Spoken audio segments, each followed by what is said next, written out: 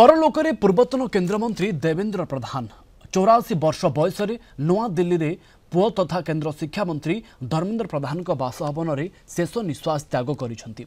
गत किछि दिन धरी वार्धक्य जनित रोगरे असुस्थ थिले वाजपेयी सरकार में केन्द्रमंत्री थिले देवेंद्र प्रधान। तांको देहांत खबर पाई प्रधानमंत्री नरेंद्र मोदी धर्मेन्द्र बासभवन जाई मर शरीर में श्रद्धासुमन अर्पण करने सहित शोक संतप्त परिवार को बीजेपी सभापति जेपी नड्डा, केन्द्र गृहमंत्री अमित शाह, मुख्यमंत्री मोहन माझी समेत बहु केन्द्रमंत्री देवेंद्र शेष दर्शन कर श्रद्धांजलि अर्पण करते। देवेंद्र प्रधान वियोग खबर पाई ओडिशा बीजेपी शिविर में शोकर छाया खेली जाइछि। नूआ दिल्ली देवेंद्र प्रधान पार्थिव शरीर भुवनेश्वर अणाଯାଇଛି। केन्द्रमंत्री धर्मेन्द्र प्रधान बासभवन में अंतिम दर्शन पर पार्थिव शरीर को रखा। आसंताकाली देवेंद्र प्रधान को शेषकृत्य अनुष्ठित हो। ओडिशार जड़े लोकप्रिय जननेता पूर्वतन सांसद तथा पूर्वतन केन्द्र मंत्री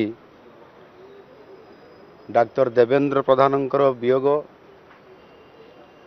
ये खबर निश्चित भाव आम पाई आम समस्तों तथा सारा ओडिशावासी एवं देशवासी निश्चित भाव एक दुखद खबर।